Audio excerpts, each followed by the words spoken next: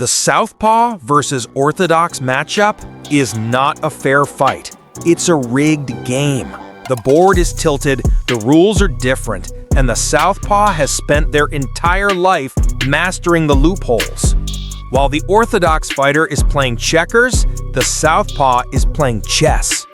In this video, we're counting down the 7 Southpaw advantages that make them a nightmare for any Orthodox fighter. And number 1 is the master key that unlocks everything else.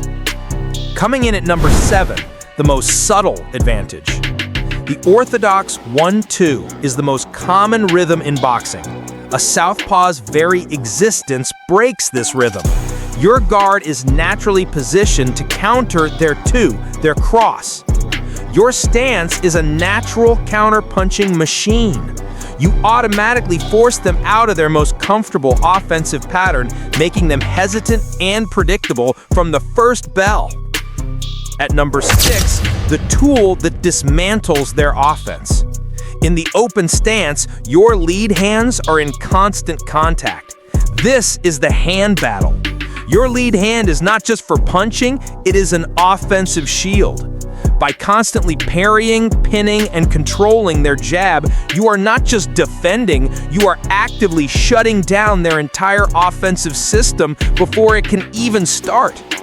Number 5 is the loophole that scrambles their brain. Your punches and movements come from wrong angles that overload an Orthodox fighter's defensive programming. Your lead hook comes from where they expect a jab. Your straight left comes from a different line than their cross. You are a living pattern interrupt. Your natural movements are a constant disruption to their muscle memory, forcing them to think instead of react. If you believe in the science of combat, you belong in this community. Hit that subscribe button and let's continue the work. The psychological advantage comes in at number 4. You spend 95% of your training life sparring against Orthodox opponents. You know these angles. They might only face a Southpaw once a year. You are not the odd one out. You are the specialist. In this matchup, you are the professor and they are the student, learning a confusing lesson for the very first time under pressure. At number 3, the secret that violates their expectations.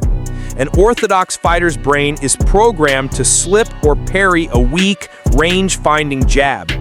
Your lead hand is your power hand. Your jab is a system-crashing error. A powerful lead hook or a stiff power jab from this hand causes defensive errors and creates massive openings for your straight left. Runner-up at number 2 is the Anatomical Cheat Code. The liver is the body's off switch.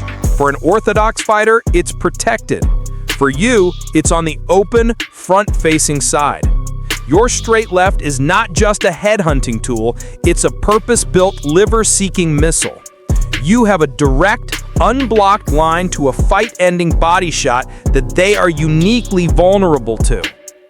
And the number 1 most important Southpaw advantage, the master key that makes everything else possible, is the Geometric Checkmate. The entire fight is a battle for one piece of real estate, the spot outside your opponent's lead foot. This isn't a position, it's a kill box. It's a geometric checkmate where you can hit them and they cannot effectively hit you back. The fighter who controls this space controls the fight, period. So there you have it, the 7 compounding loopholes that make a Southpaw a nightmare for any Orthodox fighter. It's not one advantage, it's a stack of them, all built on the foundation of the Geometric Checkmate. Which of these 7 advantages do you think is the most underrated and underutilized by most Southpaws? I want to see a debate in the comments. If you're ready to master these loopholes, subscribe now.